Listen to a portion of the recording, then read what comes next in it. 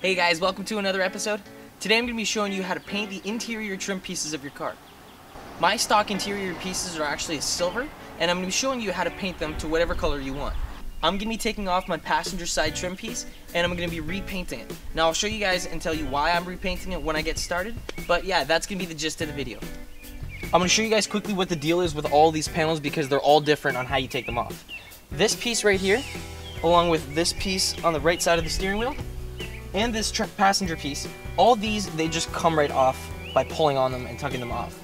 The steering wheel pieces are a little bit different. You've actually got to take out the airbag in order to get access to this. Now, I would strongly suggest look up in the service manual how to take this off, because if you mess this up, the airbag can not only blow up in your face, but it'll cost you probably $1,000 or more to get one of these things replaced. So be very careful.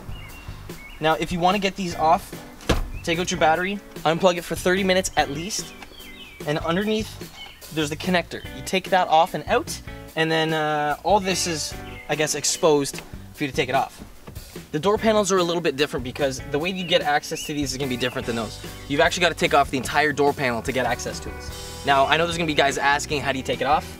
You have to take this little piece on the inside off, along with the little cover down here. There's going to be a screw here, and there's going to be another one underneath this plastic piece. You take those out, take it off, the entire door panel will want to pull off afterwards, and then you can get access to this. Now the screws and clips that hold it in, it's a lot more work than the other panels, but I mean, if you want to get it done and make it look professional, that's how you do it. I know there's also going to be people asking about how I did this to the door handle. I actually can't take this off because this entire assembly is riveted in together. Now, if you wanted, you can take that rivet out, break it off, and then rivet it back together, but I find that to be very difficult. What I did is I just wrapped this in 3M gloss black wrap. It looks good, it does the job for me. Unfortunately, I wasn't able to find a color matched red to fit this, but I mean, hey, whatever. You can only do so much, right? Now the reason why I'm gonna be taking this panel off and repainting it is because when I actually painted this the first time, I used a different kind of clear coat than the other ones, and it looks, I guess, I don't know, not as good as the other ones. So to take this panel off, open up your glove box, and you should be able to just pull it out safely, just like that. There's clips on the back side that hold it in. If you pull those out, you'll be able to get this thing off no problem. After you get your panel off, what we're gonna have to do first to it to get this ready to be painted and everything is we have to sand down the finish and make it kind of rough. Now it doesn't really matter if this is painted before or if it's your stock panel. All you have to do is sand it down. Now you can use sandpaper the good old-fashioned way, do it by hand, or if you've got the tools, you can use little sanding discs along with like a dual action polisher and take this entire coating right off.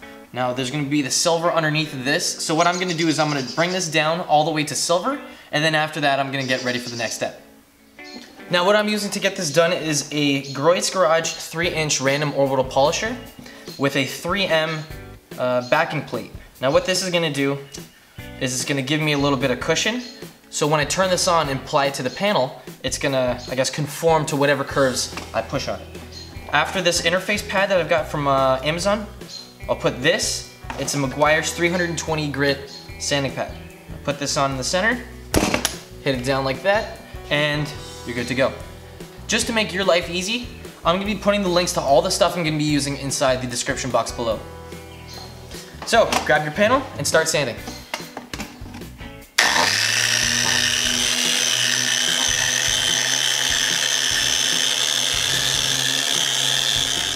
Now if the pad starts to get, I guess, not as effective, what that means is that the pad itself is breaking down and you need to get a new one. So set that aside and put a new one of these pads on the back of the sanding disc. Set it up right here and then get back at it.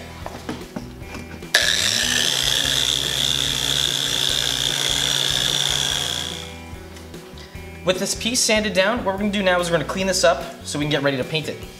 Now in order to clean it up, don't use water or anything like that. I'm going to be using a wax and grease remover from dupli-color. Now this company specializes in paint products and everything, so just apply some to a little rag and then wipe it down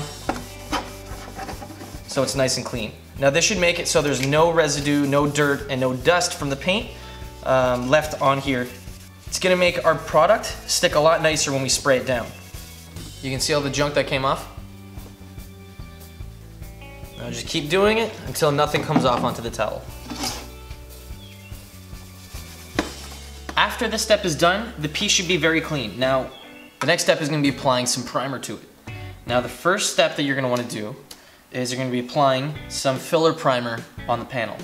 Now, the reason why we're doing this is because we already went down with sandpaper, and there's going to be little grooves inside of here that are very microscopic. Now, this filler primer is going to fill all of that in and make everything nice and smooth. After that primer is done and dry, we're going to be installing some sandable primer down. That's going to fill up everything, and if there's any imperfections left, we can get the sandpaper again and fill them out so everything's nice and smooth. You should always work in a well-ventilated area whenever you're spraying anything. Now, I've also got my face mask along with both of my garage doors open. This is going to make it so there's a lot of air circulation coming in here, and it's going to make it so I don't get high while I'm doing this stuff. Now, don't forget, the stuff inside of these things is very dangerous for your health, so whenever you can, always wear some protection. Now, I first got the filler primer, and I'm going to be spraying this over my piece. Now, I set the piece on top of the cap that this came with, so it's elevated and I can get every angle. So give the can a shake, and start spraying a nice light coat on top of everything.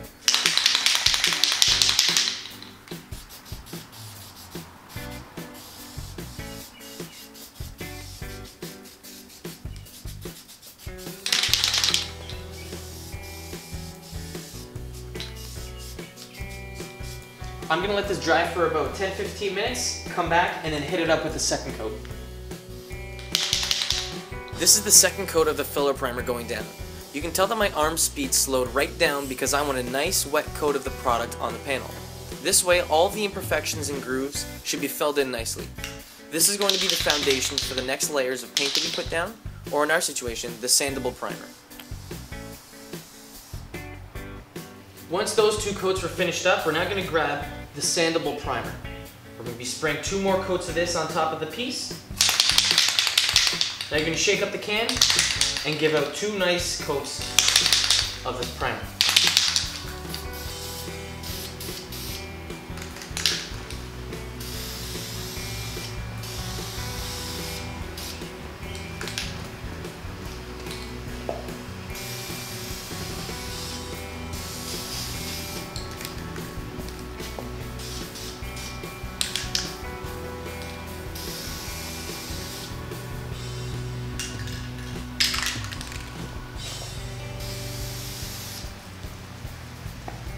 Now with that coat dry, it's good to put down the second coat.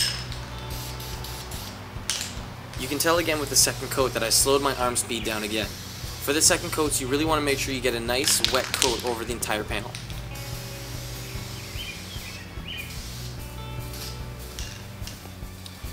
Now with a panel like this, it's all dried up and everything looks flat, so we don't actually need to sand anything. We're going to go ahead now and we're going to spray down the panel right here. I'm going to be painting mine red, so I have red paint from VHT. Now it doesn't really matter what kind of paint you use, it's not really going to make that much of a difference. I'm going to be using paint that's color matched to the rest of the stuff in my car. I'm actually going to be using the same red brake caliper paint that I used on my car for these interior panels. So just get your paint, give it a test shot, make sure everything's good, and then go ahead and start spraying. Now you want to make sure when you're doing this, you want to do light coats, so don't get any runs. It's not a rush to the finish line, you just want to make sure you get a nice covering of red, because we're going to be building up the coats as we go.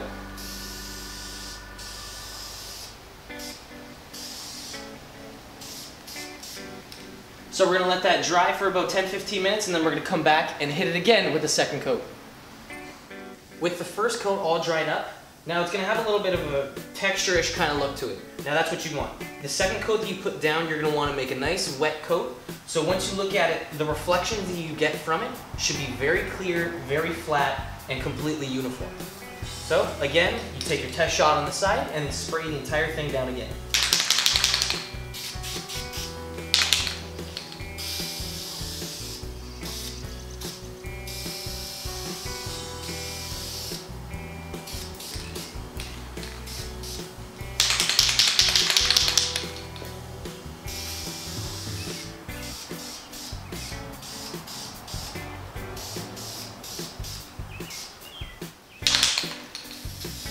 After this third coat is being put down, you should notice that the color should be completely uniform and you shouldn't be able to see any primer or any dark color through the red paint.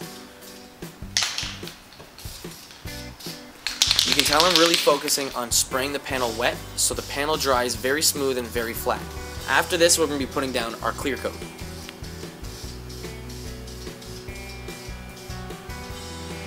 With the third coat dry, we're now going to be putting on our clear coat. Now I'm using dupli-color acrylic lacquer.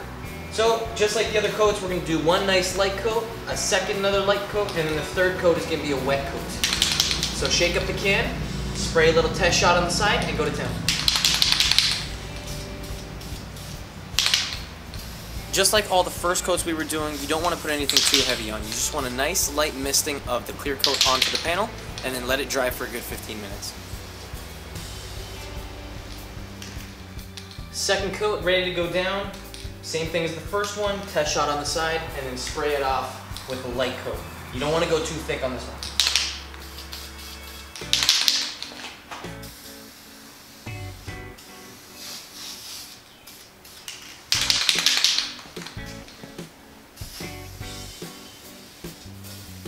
Now just keep this in mind too. If you do go too thick, there's no going back because you'll have a lot of clouding and everything through the clear coat. The only way to get back, if you mess it up and go like there, what you're going to do is you're going to sand down all the clear coat back to the base coat and then start spraying the clear coat again.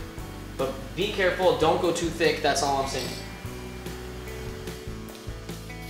For the third and final coat of clear coat onto the panel, you want to make sure this coat is a little bit thicker.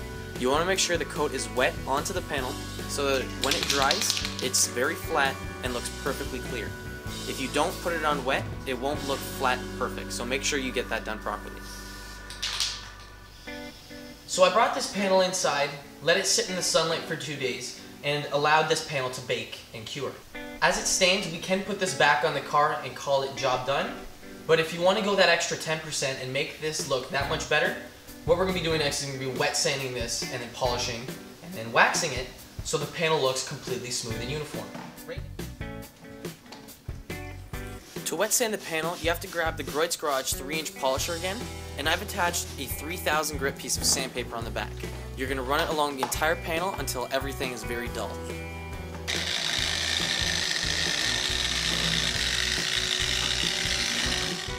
After the shine has been completely removed from the panel, we now have to polish it back so we can restore that shine. I'm using the Groit's Garage polisher equipped with a 3-inch Meguiar's microfiber cutting disc and Meguiar's M205 finishing compound. You'll note I'm lubricating the pad with the polish and rubbing it into the fibers. I'm doing this so that every single microfiber strand on the pad has polish on it. I'm doing this so the cutting pad can be utilized to its fullest potential and bring back a beautiful shine as soon as it comes in contact with the panel. Polish the painted panel until you're completely happy with the results. Grab a microfiber towel, buff off the excess polish, and then give the panel a nice wax to seal everything off. For a little recap of the products that we used today, we used sandpaper, and if you're using it by hand, you can use the 400 grit sandpaper right to the left. And if you're using the machine, the orbital polisher, you can use the Meguiar's Unigrit 320. And don't forget to use the interface pad right there. And I'll make sure to include some links in the description for you. After that, you're going to be using some wax and grease remover. That's how you're going to get your surface prepped. Then you're going to be using some filler primer. Spray that down onto the panel. Then some sandable primer. Let that dry. If the surface is really bad, you're going to let that dry and then sand it down again with a 400 grit. After that, you can use any kind of paint. Now, I use the red VHT caliper paint only to match my car. Any kind of paint will work, really. To the right of it, you'll see I use the acrylic lacquer, and I use that as a clear coat. Now, I did a little bit more testing afterwards, and I actually found out that dupli-color's acrylic enamel to the right does a much better job at giving a high gloss finish. So if I were to do it again, I would definitely use the dupli-color acrylic enamel in the black can.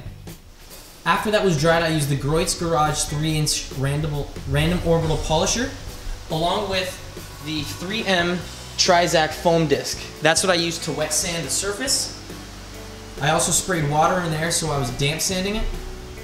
After that, I used the Meguiar's Ultra Cut Compound M105 along with the Meguiar's cutting pad. After that, I use the Meguiar's Ultra Fine Finishing Polish, the M205, along with Meguiar's pad. And then to seal everything up, I use the sealant. I use the Meguiar sealant found to the right. It's a synthetic sealant, and I use that with an applicator pad. So to install this, again, as I mentioned earlier, pretty easy. Just align each one of these little tabs into the holes where they go in, and then simply push.